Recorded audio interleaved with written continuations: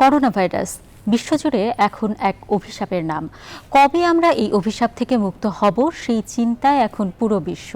কারণ এরই মধ্যে মারা গিয়েছেন 2 লাখেরও উপরে মানুষ, আর আক্রান্ত হয়েছেন 30,25,000-এর উপরে মানুষ। বাংলাদেশের অবস্থাও খুব ভালো নয়। এরই মধ্যে মারা গেছেন 152 জন এবং এবং আক্রান্তের সংখ্যা এরই মধ্যে ছাড়িয়েছে 5,000। সংখ্যাটি 5,913। এবং আজ যে 7 জন মারা গেছেন, এই 7 জনের মধ্যে 5 জনই ঢাকায়। এরকম একটি অবস্থায় আমরা শুরু করতে যাচ্ছি আমাদের আজকের প্রশ্ন উত্তরে করোনা ভাইরাস। আপনাদের সঙ্গে আছি আমি অন্তরা বিশ্বাস, আর আজ আমাদের সঙ্গে রয়েছেন একজন বক্ষ ব্যাধি বিশেষজ্ঞ অধ্যাপক ডাক্তার ইকবাল হাসান মাহমুদ। তিনি ইউনাইটেড হাসপাতালে আছেন। আপনাকে স্বাগত জানাচ্ছি আমাদের এই আয়োজনে। অনেক ধন্যবাদ অন্তরা বিশ্বাস, যে আপনাকেও অনেক ধন্যবাদ আমাদের আমন্ত্রণ গ্রহণ করবার জন্য।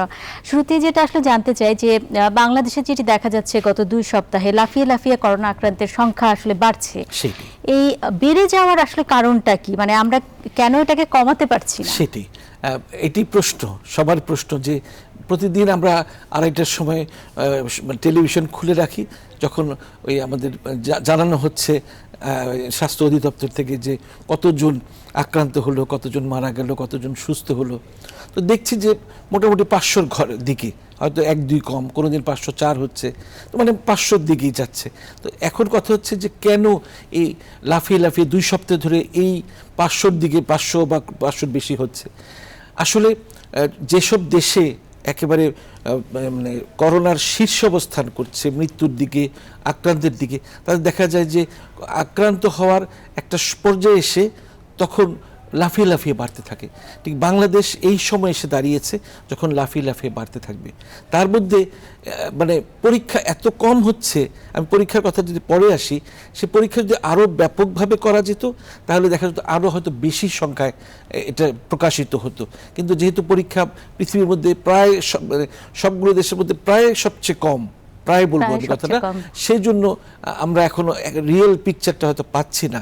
তবে আপনার প্রশ্নের উত্তরে আমি বেশ কয়েকটা কারণ যদি বলি, সেটা হচ্ছে ক্লাস্টার নিয়ন্ত্রণে আমাদের ব্যর্থতা। ক্লাস্টার মানে একই এলাকার মধ্যে খুব কাছাকাছি থাকা মানুষের মধ্যে আক্রান্তের হার খুব ব্যাপক হয়ে যাওয়া, সেই ক্লাস্টার নিয়ন্ত্রণে আমরা অনেকটাই ব্যর্থ হয়েছি। যদি ঢাকাকে ক্লাস্টার বলি, নারায়ণগঞ্জ, গাজীপুর এরকম যদি ক্লাস্টার বলি, সেগুলো তো আমি পরে আসব।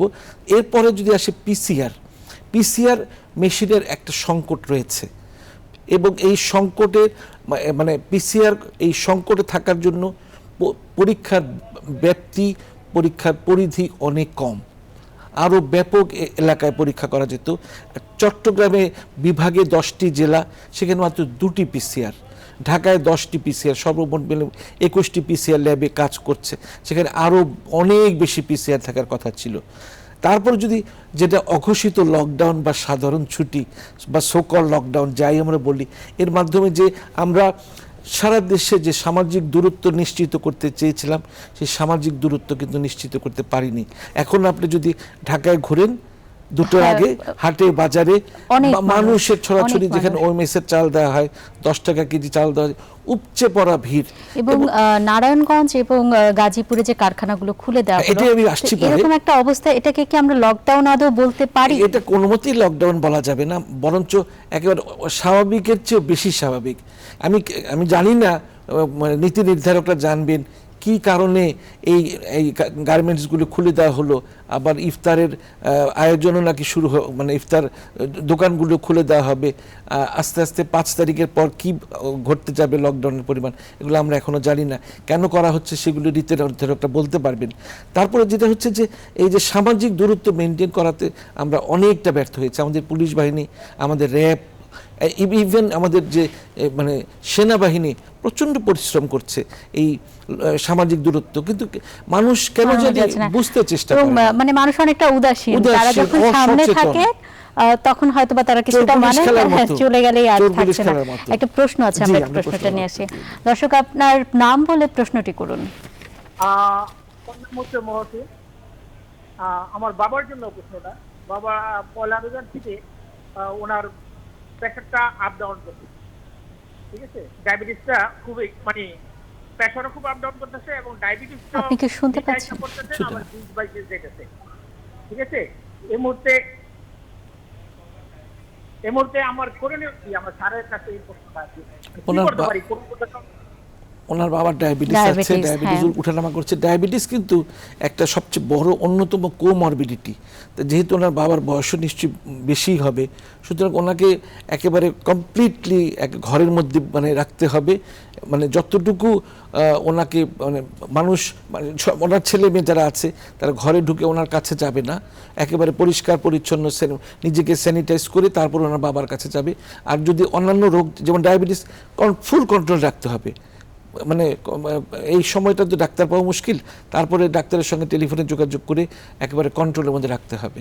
আমি তিনটা কারণের কথা বলেছি, আমি চতুর্থ কারণ যদি বলি, বিশেষ করে আমাদের যে এই যে পিপি সংকট, পার্সোনাল প্রোটেক্টিভ ইকুইপমেন্ট যেটা, এর সংকট এবং এর মান নিয়ন্ত্রণের ব্যবস্থা, এটা কিন্তু আমরা অনেকটা ব্যর্থ হয়েছি।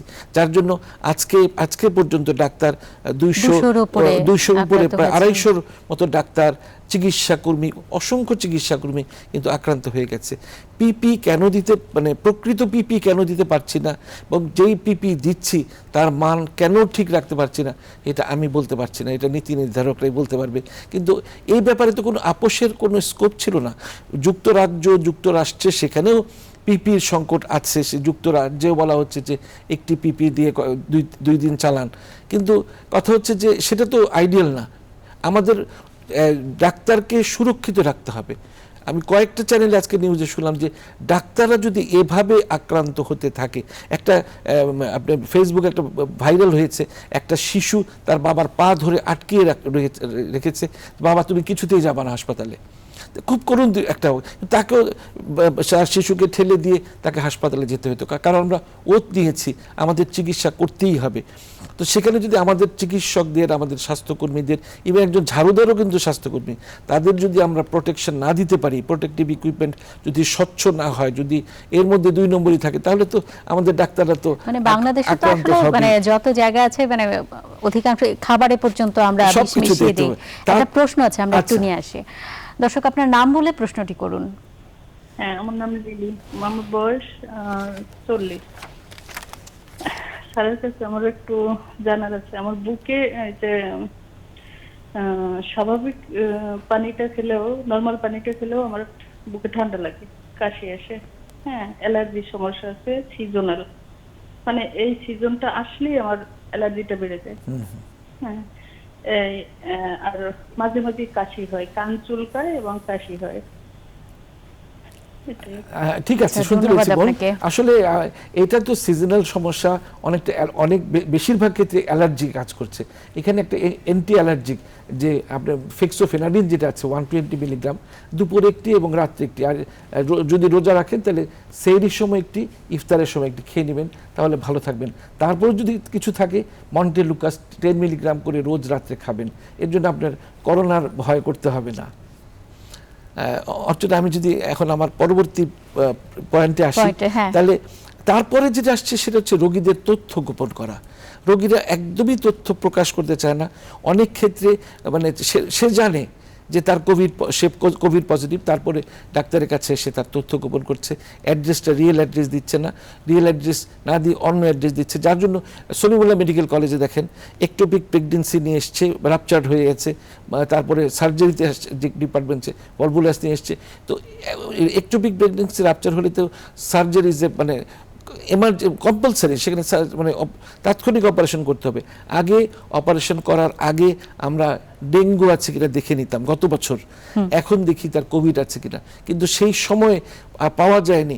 পরে যখন জানা গেল তখন তো অনেক ডাক্তার এবং স্বাস্থ্যকর্মী আক্রান্ত হয়ে গেছে এবং গাইনি ওয়ার্ড বন্ধ করে দিতে হয়েছে সলিমুল্লাহ মেডিকেল কলেজের। এরকম অনেক জায়গায় হচ্ছে, এবং টেস্টের রেজাল্ট আসতেও সময় লাগে এবং সে জানতো যে তার কোভিড আছে। আর কোভিড সে প্রকাশ করে না এই জন্য যে বিভিন্ন রকমের সমস্যা তো ফেস করতে হয়। যেমন একটা তথ্য গোপনের কারণ হচ্ছে যে তাকে বিভিন্নভাবে হয়রানি করা হবে, সে মনে করে, তারপরে তাকে হেনস্থা করা হবে, তাকে মানে একের অমানবিক আচরণ করা হবে এবং একটা স্টিগমা থাকবে যে সবসময় তুমি তো কোভিডের রোগী, এই যে তথ্য গোপন করার যে একটা প্রবণতা, এবং অনেকের বাড়িতে লাল পতাকা দিয়ে লাল দেওয়া পতাকা হচ্ছে, লাগানো বাড়ি হচ্ছে, থেকে বের করে সব দেওয়া মানুষ হচ্ছে। তাকে একটা ভয় করছে যে আগে যেটা টিউবারকুলোসিস হলে যে স্টিগমাটা ছিল, এখন ওই মানে ও লোকের করোনা হয়েছে, ওর থেকে দূরে থাকো, এমন একটা ভাব। এই তথ্য গোপন করা যাবে না, চিকিৎসকের কাছে বলতে হবে। তাহলে যেটা কোভিড হসপিটাল আছে সেখানে সরাসরি চিকিৎসক তাকে পাঠিয়ে দিবে। আচ্ছা, আপনি টিউবারকুলোসিসের কথা বলছিলেন, টিভির কথা। যাদের টিভি আছে, মানে এই মুহূর্তে ওষুধ চলছে, বা তাদের জন্য কি আলাদা কোনো বিশেষ ব্যবস্থা নিতে হবে, বা যাদের কোর্স শেষ হয়ে গেল তাদের ডাক্তারের কাছে যাবার কথা, এখন তারা চিকিৎসকের কাছে যাবেন নাকি যাবেন না? এখন কোর্স যদি আমরা অনেক সময় 6 মাসের দিই, 9 মাসের দিই, অবস্থা বুঝে। তো বেশিরভাগ ক্ষেত্রে আমরা 6 মাসের দিই। যদি কোর্স শেষ হয়ে যায় 6 মাসের, যদি তার অন্য কোনো আর কোনো লক্ষণ আদি না থাকে, তাহলে উনি চিকিৎসা কোর্সটা বন্ধ করে দিবেন। তবে যদি টিবি হয়ে ফুসফুসের অনেক বড় একটা অংশ নষ্ট হয়ে যায়, তাহলে কিন্তু তার জন্য এই করোনা মোকাবেলা করা খুবই দুরূহ হয়ে যাবে, এবং সেটা কোমরবিড কন্ডিশনে পড়বে, তার মৃত্যুর ঝুঁকি, আক্রান্ত হওয়ার ঝুঁকি অনেক বেশি বেড়ে যাবে। সুতরাং মানে একজন টিবি রোগীর এই করোনা কালে তাকে ওষুধ কিন্তু চালিয়ে যেতে হবে। মানে যদি শেষ হয়ে যায় সময়টা, 1 বছরের সময়সীমা, আমরা 6 মাসের সাধারণত দিয়ে থাকি, অবস্থাভেদে 1 বছর কেন 18 মাসও দিয়ে থাকি। যদি মানে এমডিআর টিউবারকুলোসিস হয়, অনেক দিন তাকে দিতে হয়। সুতরাং সে ওষুধ চালিয়ে যাবে। আর ডাক্তারের সঙ্গে যদি ডাক্তার না পায়, টেলিফোনে যোগাযোগ করে নেবে। টেলিফোনে তো আমি তো নিজে সব টেলিফোন ধরি, এই অনুষ্ঠানের মাধ্যমে আমার টেলিফোন নাম্বার আমি দিয়ে দিয়েছি। তো এরপরে যেটা আসছে যে করোনার যে ভয়াবহতা সম্পর্কে যে আমাদের অজ্ঞতা এবং অসচেতনতা, এত বড় যে একটা ভয়ঙ্কর রোগ, এত বড় যে একটা কন্টাজিয়াস ডিজিজ, ছোঁয়াচে রোগ।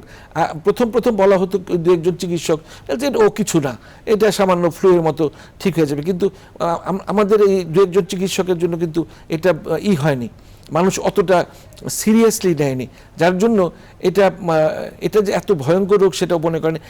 WHO এখানে কিন্তু কিছু গাফিলতি ছিল। WHO কিন্তু বিশ্ব স্বাস্থ্য সংস্থা কিন্তু খুব হালকা করে দেখিয়েছিল।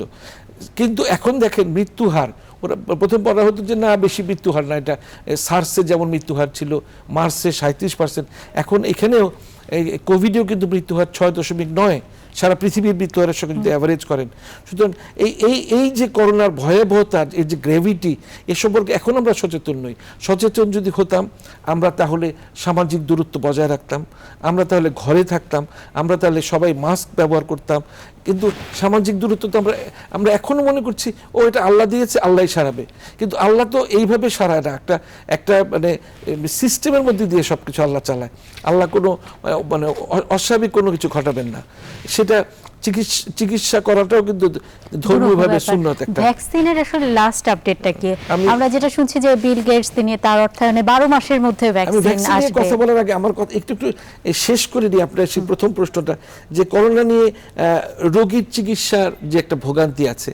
এই হাসপাতালে গেলে বলেন আমরা চিকিৎসা করবো না, আপনি ওই হাসপাতালে যান, তারপরে এই হাসপাতালে না গিয়ে ওই হাসপাতালে যান, এরকম করে করে দেখা যাচ্ছে যে যখন কোভিড হাসপাতালে পৌঁছছে রোগী তার মৃত্যু হচ্ছে। এই যে ভোগান্তিটা হচ্ছে, এটাও কিন্তু একটা বড় কারণ। এই যে আপনি বললেন যে লাফিয়ে লাফিয়ে উঠছে, তারপরে সবচেয়ে বড় কারণ যেটা, যে জীবন ধারণের জন্য অন্যতম যেটা, যে খাদ্য যোগানের অনিশ্চয়তা, যার জন্য একজন মানে অনাহার যে ভুক্ত আছে তার কাছে কিন্তু পৃথিবী গদ্যময়। সে কিন্তু করোনা বুঝবে না, সে বুঝবে তার খাবার দরকার। এই যে খাবার সাপ্লাইটা, এটা যদি আমরা একটা সুসংহত ওয়েল কোঅর্ডিনেটেড ফর্মে দিতে পারতাম। এখন হয় কি যে অনেক যে কাউন্সিলর সাহেবরা বলে যে তোমার আইডি কার্ড দেখি, আইডি কার্ড তো তোমার এই মহল্লার, তোমার আইডি কার্ড তো অন্য জায়গার, তুমি তো এই এলাকার লোক না, তুমি তো সে তো বাংলাদেশি, সে তো বাংলাদেশি, তাকে তো খাবার দিতে হবে। সে ওই মাদারীপুরের না শরীয়তপুরের, সে ঢাকায় আছে, সেটা দেখার। আমাদের একটা বিরতি নিতে হচ্ছে, দর্শক সাথেই থাকবেন, নিশ্চিত ছোট্ট একটি বিরতি, কোথাও যাবেন না। বিরতির পর আবারও স্বাগত। দেখছেন প্রশ্ন উত্তরে করোনা ভাইরাস। করোনা ভাইরাসকে ঘিরে আপনাদের কোনো প্রশ্ন থাকলে আপনারা এই আয়োজনে প্রশ্ন করতে পারেন। স্ক্রিনে দেখানো নম্বরটিতে আমাদের সঙ্গে রয়েছেন একজন বক্ষ ব্যাধি বিশেষজ্ঞ অধ্যাপক ডাক্তার ইকবাল হাসান মাহমুদ। আসলে বিরতির আগে যে প্রশ্নটি করেছিলাম শেষ, যে বিল গেটসের ভ্যাকসিন, হ্যাঁ বিল গেটসের অর্থায়নে ভ্যাকসিন আসবে, কিন্তু সেটা কমপক্ষে 12 মাস লাগবে। এরকম বলেছেন বিল গেটস। সেটা 2 বছরও লাগতে পারে। তো 2 বছর কি আমরা মানে এভাবেই চলতে থাকবো? বিল গেটসকে বলা হয় যে প্রফেট অফ প্যান্ডেমিক। উনি কিন্তু 5 বছর আগেই এটা ভবিষ্যৎবাণী করেছিলেন যে 5 বছর পর একটা পৃথিবীতে প্যান্ডেমিক আসছে। তো বিল গেটসের কথা উড়িয়ে দেওয়া যায় না। তারপরও কথা আছে যে যেহেতু অক্সফোর্ড বিশ্ববিদ্যালয় এবং তার সাথে ইম্পেরিয়াল কলেজ অফ লন্ডন এরা একসঙ্গে যে ভ্যাকসিনটা আবিষ্কার করেছে, যেটা 2 জন ইনজেকশনটা নিয়েছে, তার মধ্যে একজন কিন্তু সায়েন্টিস্ট ছিলেন। তারা কিন্তু উনি যে ভ্যাকসিনটা আবিষ্কার করেছে তিনি ইবোলা মানে ভাইরাসের এগেনস্ট ভ্যাকসিনও আবিষ্কার করেছে। ওনারা বলছেন যে যেটা 18 মাস লাগে সেটা ওনারা অল্প সময়ের মধ্যে পার করে ফেলেছেন এবং উনি আশা রাখেন যে 80% ক্ষেত্রে এটা প্রোটেকশন দিবেন এবং সেপ্টেম্বর নাগাদ এটা 10 লক্ষ ভ্যাকসিন উনি মানে তৈরি হবে। কিন্তু ব্রিটিশ সরকার আবার আজকে বলছে যে এই বছরে ভ্যাকসিন সরবরাহ করা সম্ভব নয়। কিন্তু এদিক দিয়ে আমরা জানি যে 67টি প্রতিষ্ঠান, এর মধ্যে 37টি প্রতিষ্ঠান কিন্তু কাজ করছে ভ্যাকসিনের জন্য এবং চীন কিন্তু অনেক এগিয়ে গেছে। চীন তো সব কিছুর হোতা, এই মানে উহানেই তো এটার জন্ম। ওরা জানে মানে ভাইরাসটা সম্পর্কে, ওরা জানে যেহেতু ওরা প্রায় আবিষ্কারের পথে এবং ওরা 500 রাশিয়ার সঙ্গে মিলে ওরা 500 জন ইয়াং ভলান্টিয়ারের মধ্যে পুশ করেছে অথবা করবে। সেখানে ওরা বলছে যে আমরা সফল হয়েছি। তো আমি মনে করি যে সামনের বছরের প্রথম দিকে আমরা ভ্যাকসিন আমরা পাবো। হ্যাঁ, আবার জাপানও তো বলছে যে আমি বলছি 37টা প্রতিষ্ঠান খুব অ্যাক্টিভলি কাজ করছে এবং জার্মান সরকারও অনুমোদন দিয়েছে নতুন ভ্যাকসিন তৈরি করার ব্যাপারে। সুতরাং আমরা আশা করতে পারি যে সামনের বছর প্রথম দিকে আমরা ভ্যাকসিন পাবো এবং ভ্যাকসিন আমরা যদি মানে একেবারে সাকসেসফুলি যদি ভ্যাকসিনটা কাজ করে তাহলেই শুধু আমরা এই করোনার মতো ভয়ঙ্কর একটা রোগের হাত থেকে আমরা মুক্ত হতে পারবো। জার্মানের কথা বলছেন, জার্মানের জনসংখ্যা 8 কোটি, কিন্তু ওরা প্রতিদিন টেস্ট করছে 5 লক্ষ মানুষকে। বাংলাদেশের যদি 16 কোটি ধরি, আমরা 3 থেকে 3,500 বা 4,000 পর্যন্ত সর্বোচ্চ টেস্ট করতে পারছি। খুব সুন্দর কথাটা একেবারে বলেছেন যে আমাদের দেশের জনসংখ্যা এবং জনঘনত্ব দুটোই পৃথিবীর মধ্যে সবচেয়ে বেশি, ছোট দেশ।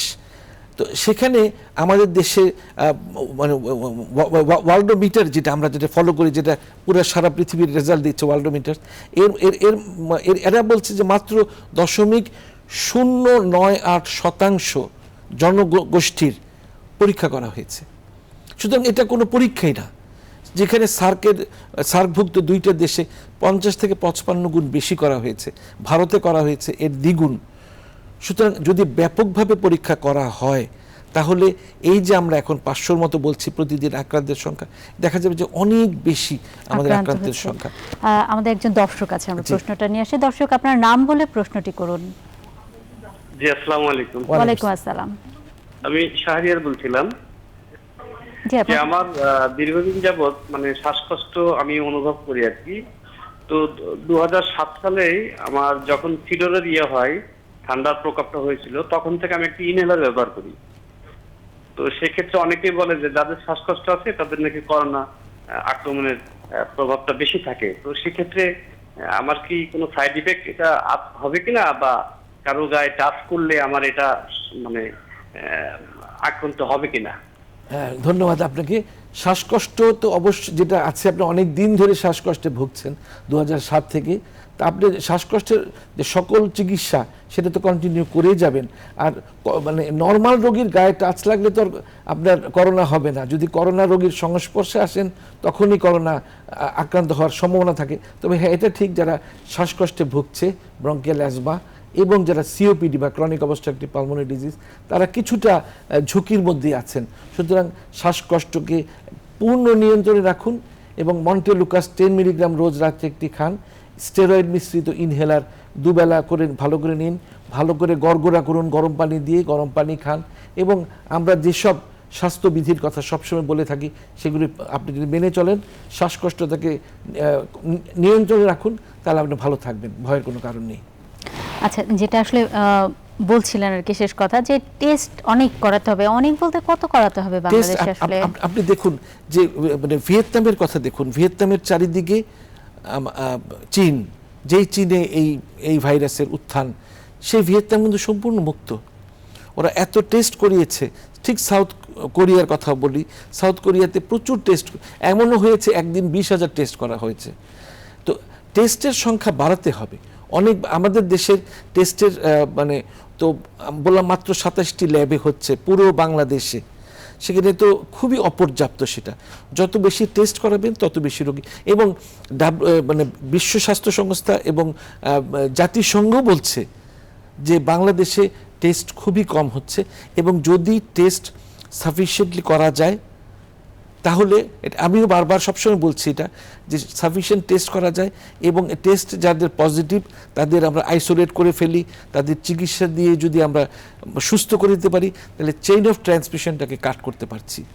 সুতরাং টেস্ট এখানে আমাদের দেশে আরও অনেক বেশি, সংখ্যা আমি বলছি না, অন্তত পক্ষে যদি দিনে 5,000 পরীক্ষাও করতে পারি তাহলে তো অনেক অনেক আমাদের দেশে শুভ না। তো কিন্তু আমাদের ভবিষ্যৎ সামনে কিন্তু খুব অন্ধকার। আমি দেখছি যেটা যে মানে আমি আল্লাহ না করুক, আমি প্রার্থনা করি আল্লাহর কাছে যে ইউরোপ আমেরিকার মতো না হয়ে যায় সামনের মাসটা। এটা যদি আমরা এভাবে অসচেতন হয়ে যে মানে একেবারে রাস্তায় নেমে গেছি, আপনি দেখেন ইয়াং জেনারেশন কিন্তু বেশি আক্রান্ত হচ্ছে, কারণ ওরা কোনো আইন মানছে না, থাকবে না বদ্ধ ঘরে, সেই এখন ওরা বদ্ধ ঘরে থাকতে চাচ্ছে না। আমাদের একটা বিরতি নেবার সময় হয়েছে, ফিরবো আবার আপনার কাছে। দর্শক, নিচ্ছি ছোট্ট একটি বিরতি, নিশ্চয়ই সাথেই থাকবেন। প্রশ্ন উত্তরে করোনা ভাইরাস দেখছেন আপনারা। বিরতির পর আবারও স্বাগত। আপনারা চাইলে প্রশ্ন করতে পারেন স্ক্রিনে দেখানো নম্বরটিতে। আমাদের সঙ্গে আজ রয়েছেন একজন বক্ষ ব্যাধি বিশেষজ্ঞ। আসলে বিরতির আগে অনেক কথাই হয়েছে, একটা বিষয় একটু জানতে চাই, যে অনেক রোগী হাসপাতালে যাচ্ছেন, করোনা আক্রান্ত রোগী, তারপর তারা পালিয়ে যাচ্ছেন। এই পালিয়ে যাওয়ার কারণটা কি? হাসপাতাল তো সবচেয়ে নিরাপদ জায়গা হবার কথা, এখান থেকে তাদের সুস্থ হয়ে বাড়ি ফেরার কথা, পালানোর কারণটা কি? আমি এই চিকিৎসা সেবা কি আমাদের একটা কথা বলি যে ঢাকার পরেই তো নারায়ণগঞ্জ হচ্ছে বড় ক্লাস্টার। এই নারায়ণগঞ্জের মধ্যে অসংখ্য রোগী রয়েছে। এই ক্লাস্টার থেকে দেখা যাচ্ছে 57টা মানে জেলার মধ্যে 26টা জেলাতেই নারায়ণগঞ্জ থেকে পালিয়ে আসা লোকজন কিন্তু আশ্রয় নিয়েছে। সেখানে প্রশাসনের উদাসীনতা না কি কারণ সেটা আমি জানি না। আমাদের মেয়র আইভি বারবার বলছিলেন যে নারায়ণগঞ্জটা কারফিউ দিন, নারায়ণগঞ্জটাকে একেবারে লক করে ফেলুন, কিন্তু পারা যায়নি। এখন নারায়ণগঞ্জটা বড় ক্লাস্টার হয়ে গিয়েছে, কারখানা খুলে দেওয়া হচ্ছে। কি হবে ভবিষ্যৎ জানি না নারায়ণগঞ্জের লোকের। আমার দেশ নারায়ণগঞ্জ, আমি এই জন্য আরো বেশি চিন্তিত নারায়ণগঞ্জ দিয়ে। আপনার কথা বলি, এখন আসলে তো এখনো কোনো ওষুধ আবিষ্কৃত হয়নি, কিন্তু আমাদের হাসপাতালে কোভিড হাসপাতাল যেগুলি আছে, যেগুলি মানে এখন মুগদা আছে, যেখানে কুয়েত মৈত্রী আছে, যেখানে আপনার কুর্মিটোলা আছে, এই হাসপাতালগুলিতে রোগীকে যদি রাখা হয় রোগীরা আইসোলেটেড থাকবে, অন্য লোকের থেকে দূরত্ব থাকছে, রোগ ছড়াতে পারছে না। এখন রোগীর প্রয়োজন অনুযায়ী রোগীকে মানে সেবা দেওয়া হচ্ছে। এখন মানে এখন তো কোনো স্পেসিফিক কোনো ওষুধ আবিষ্কৃত হয়নি। যদি অক্সিজেনের প্রয়োজন পড়ে, বেশিরভাগ রোগীর যদি অক্সিজেন প্রয়োজন পড়ে, অক্সিজেন সাপ্লাইটা সে পাচ্ছে, তারপরে সেবা পাবে, অন্ততপক্ষে সে নিজেকে মনে করবে যে না আমি সুরক্ষিত আছি। তারপরে যে কেন পালিয়ে যায় আমি বুঝি না, এবং অনেকেই রাতের অন্ধকারে পালিয়ে যায়। তারা কি জেলখানা মনে করে এটাকে, না কি মনে করছে, নাকি সচেতনতার অভাব, এটা আমি বুঝি না। আর প্রিভেন্টিভ মানে এখন তো ওষুধ না আসলেও তারা তো অন্তত পক্ষে একটা মানে এমন একটা সুরক্ষিত জায়গা আছে, ডাক্তার ইচ্ছা করলে যদি খারাপ দেখে তাকে আইসিইউতে, যে হাসপাতালে আইসিইউ আছে সেখানে নিতে পারে, যে ভেন্টিলেটারে সাপ্লাই করতে পারে, অক্সিজেন দিতে পারছে। একটা ডাক্তারের তত্ত্বাবধানে তো সে আছে, সে তো বাড়িতে একেবারে মানে অরক্ষিত নাই। তারপরও কেন পালিয়ে যায় আমি বুঝি না। হয়তো মানে যাদের আসলে ভেন্টিলেশন দরকার হয় না তারা চিন্তা করে বাড়িতেও যা চিকিৎসা, হয়তো হাসপাতালেও সেই একই চিকিৎসা, এরকম একটা ভুল বোঝাবুঝি হয়তো। অক্সিজেন তো খুব বেশি প্রয়োজন। মানে আমি যদি বরিস জনসনের কথা বলি, বরিস জনসন কিন্তু আইসোলেশনে নেওয়া হয়েছিল, সেখানে তার শুধু অক্সিজেন দিয়ে, স্টেরয়েড দিয়ে আর ব্লাড থিনার দিয়ে চিকিৎসা করে তাকে বাড়ি পাঠিয়ে দেওয়া হয়েছে। সে সুস্থ হয়েছে এবং দু একদিনের মধ্যে কাজেও ফিরে আসছে। সুতরাং একেবারে হাসপাতালে নিলেই তাকে ভেন্টিলেটারে রাখা হবে, তাকে আইসিইউতে ঢুকানো হবে, একটা ভীতি কাজ করছে। আমি জানি না এই ভীতিটা আমরা মোটিভেশন ঠিক মতো করতে পারছি না। এটা হয়তো আমাদের ব্যর্থতা। যদি আইসিইউতে নেওয়া হয় তার মানে তো পরিস্থিতি খুব গুরুতর এবং তাকে আরো থাকতে হবে। একজন দর্শক আছেন, আমরা একটু প্রশ্নটা নিয়ে আসি। দর্শক, আপনার নাম বলে প্রশ্নটি করুন। হ্যালো, আমি পুরান ঢাকা নয়াবাজার থেকে ইয়াসমিন। জি, আঙ্কেল আসসালামু আলাইকুম। ওয়ালাইকুম আসসালাম। ভালো আছেন? জি ভালো, আপনি কেমন আছেন? আলহামদুলিল্লাহ। আঙ্কেল, জি বলুন। আমি তো আপনি ওষুধ খাইতেছি, কিন্তু ইদানি আমার অনেক কাশি, আচ্ছা আচ্ছা, কমতেছে না। এখন আমি কি করব? আপনার কাশি তো অনেক আগের, আমি আপনাকে দেখেছি, আপনার কাশি হ্যাঁ। অনেক আগের। এটা নিয়ে আপনার করোনা হয়েছে, এটা নিয়ে চিন্তা করতে হবে না। কাশির ওষুধ আমি যা দিয়েছি সেগুলো আপনি কন্টিনিউ করেন, গরম পানি খান, গরম পানিতে গড়গড়া করেন, আর আর বেশি কিছু করতে হবে না। তবে পুরান টাউনের আপনি আছেন, আপনাকে জানাই যে পুরান টাউনের লোকজন কিন্তু এখনো তাদের সচেতন আসে নাই, এখনো তারা রাস্তায় রাস্তায় ঘুরছে, চা খাচ্ছে, বা রাস্তায় বসে বসে চা খাচ্ছে, কিন্তু এটা ঠিক না। আপনি ভালো থাকুন, আমরা সেই কামনা করছি। নিশ্চয়ই সবাই ভালো থাকুক। সবাই ভালো আসলে থাকুন। আমি পুরান টাউনের ব্যাপারে খুব বেশি কারণ আমি পুরান টাউনে আমার আত্মীয় স্বজন থাকে, আমি খবরাখবর সবসময় নেই। খুবই খারাপ অবস্থা সেখানকার লোকদের, রাস্তায় রাস্তায় ঘুরছে। হ্যাঁ, খুবই এবং পুরো ঢাকায় আজকে তো খুবই ভয়াবহ আজকে পরিস্থিতি, খুবই ভয়াবহ অবস্থা, আজকে একদম পুরো ঢাকায় লোকজন মনে হয় স্বাভাবিকের চেয়ে যানবাহন স্বাভাবিক। চলছে। আর আরেকটা কথা অর্জনা, যে আমাদের যে ভালো এখন মানে ভ্যাকসিন আসেনি, মানে স্পেসিফিক ওষুধ আসলে আমরা কি করব, আপনারা তো প্রশ্ন করতে পারেন। সেখানে কিন্তু আমরা ভিটামিন ডিটাকে আমরা খুব ইম্পর্টেন্ট, মানে ইমিউনিটি বুস্টিং এফেক্ট আছে ইমিউনিটি। এখন রাস্তায় বসে সূর্যের আলো তো আমরা নিতে পারবো না, আমরা সেটা এনকারেজ করি না। ঘরের আঙিনার ভিতরে যদি সাফিসিয়েন্ট সূর্যের আলো প্রবেশ করে, 30 মিনিট যদি এখানে বসে থাকা হয়, তাহলে কিন্তু মানে অনেক ইমিউনিটি, আমরা রেডিমেড ইমিউনিটি পাচ্ছি। আর যদি না পাওয়া যায়, তাহলে ভিটামিন ডি ট্যাবলেট পাওয়া যাচ্ছে, ভিটামিন D3, সেটা রোজ একটি করে খেতে হবে। আর অ্যান্টিঅক্সিডেন্ট যেসব খাবারে আছে সেসব খাবার তো অবশ্যই খেতে হবে। ভিটামিন সি খেতে হবে। আর যে অনেক এখন কম্বিনেশন ফর্মে AEC 3টা নিয়ে একটা অ্যান্টিঅক্সিডেন্ট অনেক কোম্পানি বাজারে এনেছে, সেটা খেতে পারে একটা করে। অর্থাৎ আমাদের মানে মেইন টার্গেট হচ্ছে আমাদের ইমিউনিটিকে বুস্টিং করতে হবে, ইমিউনিটি বুস্টিং করে আমাদের বেঁচে থাকতে হবে। কারণ আপনি আরেকটা কথা না বললেই হবে না অর্চনা, সেটা হচ্ছে যে আমরা যদি করোনা নিয়ে খুব বেশি ঘাবড়িয়ে যাই, তাহলে আমাদের টি সেল যেটা আমাদের ইমিউনিটিকে ডেভেলপ করায় সেটা কিন্তু কমে যাবে, ইন্টারলিউকিন C6টা বেড়ে যাবে। তাতে হবে কি, আমরা যে সারাক্ষণ যদি করোনা নিয়ে ভাবি, তাহলে আমাদের যে বডি ইমিউনিটি আরও কমে যাবে, আমরা মানসিক রোগীতে পরিণত হয়ে যাব, এবং যখন করোনা চলে যাবে তখন দেখা যাবে পোস্ট প্যান্ডেমিক ডিপ্রেশন, স্ট্রেসে অনেক মানুষ পাগল হয়ে যাবে, আত্মহত্যার প্রবণতা অনেক বেড়ে যাবে। এটাও কিন্তু আমাদের লক্ষ্য রাখতে হবে। মানে তাহলে এই মুহূর্তে আসলে বাংলাদেশের মানুষদের কি করার আছে? তারা টেস্ট তো করা যাচ্ছে না, লকডাউন সাধারণ মানুষ মানছে না, কেউ হয়তো বা বাড়িতে আছেন কিন্তু অনেকেই আসলে মানছেন না। চিকিৎসার উপরেও তাদের আসলে আস্থা নেই। আমরা কারখানা খুলে দিচ্ছি, আমাদের অর্থনীতিকে সচল রাখতে হবে। এরকম একটা পরিস্থিতিতে বাংলাদেশের মানুষরা আসলে কি করতে পারে, যারা মনে করছেন যে তিনি আসলেই সচেতন হতে চান, যেখানে বেশিরভাগ মানুষ বা একটা বড় অংশের মানুষ একদমই অসচেতন? এক নম্বর হচ্ছে তাকে ঘরে থাকতে হবে। ঘরে থাকলেই তো তার সামাজিক নিরাপত্তা নিশ্চিত হলো, এক নম্বর কথা।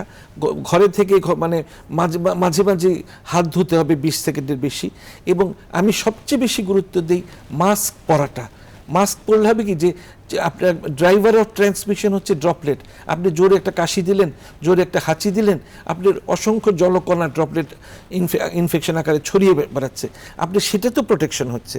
আপনি রোগীও যদি মাস্ক পরে, আর যদি মানে সুস্থ লোকও যদি মাস্ক পরে, তাহলে দুইজনের কিন্তু ট্রান্সমিশনটা হচ্ছে না।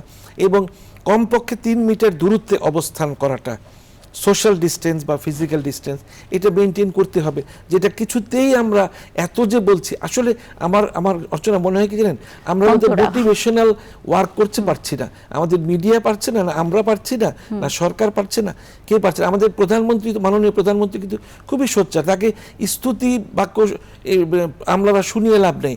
আমরা তাকে, ওনাকে এটাই শোনাবে যে আমার জেলা করোনা মুক্ত আমি করতে পেরেছি। সেটা আমার মুখের কথা না, আমি কাগজে আমার মাননীয় প্রধানমন্ত্রীকে আমি দেখাতে হবে যে না পেরেছি। তাহলেই সেটা উনি সবচেয়ে বেশি খুশি হবেন। মুখে মুখে খালি ওনার স্তুতি করে তো মানে করার কোনো মানে নেই। প্রত্যেকটা আমাদের 64টা জেলা, প্রত্যেকটা ডিসি, ইউএনও, এসপি সবাই মিলে যদি আমরা মিলিতভাবে আমরা যদি মাননীয় প্রধানমন্ত্রীকে এই উপহারটা দিতে পারি যে আমার জেলাকে আমি করোনা মুক্ত করতে পেরেছি, তাহলেই উনি খুশি হবেন। শুধু তার স্তুতিতে 1 ঘন্টা ধরে, উনি তো শুনতে চান না, উনি কাজ চান, উনি কাজ চাচ্ছেন, উনি রাত দিন কাজ করছেন। এখানে আমাদের এমনি স্তুতি প্রচার করার দরকার নেই, আমাদের এখন কাজ করতে হবে এবং জনগণকে মোটিভেশনাল ওয়ার্ক করতে হবে, যে আমাদের সবার, আমার আপনার যারা চিকিৎসা কর্মী আছে, সরকারের, মিডিয়ার, যে না সচেতন হতে হবে, ঘরে থাকতে হবে। এখন কিন্তু সামনের মাসটাকে নিয়ে বেশি চিন্তিত, মে মাস। আমি ভয় পাচ্ছি যে ইউরোপ আমেরিকার মতো না হয়ে যায় সামনের মাসটা, যে হারে বাড়ছে প্রতিদিন। আরও যদি টেস্ট শুরু করা উচিত, WHO, তারপরে জাতিসংঘ বলছে যে টেস্ট বাড়ান, মোর টেস্ট। সেক্ষেত্রে টেস্ট যদি বাড়ানো হয় তাহলে কিন্তু রোগীর সংখ্যা আরো অনেক বেড়ে যাবে, তাদেরকে আমরা আইসোলেট করে তাদের চিকিৎসা দিতে পারবো এবং সেটাই হবে সবচেয়ে বড়, মানে ট্রান্সমিশনটাকে কাট করার বড় রাস্তা। তাইলেই আমরা বাঁচতে পারবো। আমরা একদম শেষ পর্যায়ে চলে এসেছি। কিন্তু আপনাকে অনেক ধন্যবাদ আমাদেরকে সময় দেওয়ার জন্য। দর্শক, আপনাদেরকেও অনেক ধন্যবাদ এতক্ষণ থাকবার জন্য আমাদের সঙ্গে। প্রতিদিন রাত 11টায় হয় প্রশ্ন উত্তরে করোনা ভাইরাস। আপনারা চাইলে আমাদেরকে প্রশ্ন করতে পারেন প্রতিদিনই। আজকের মতো এ পর্যন্তই। শুভরাত্রি।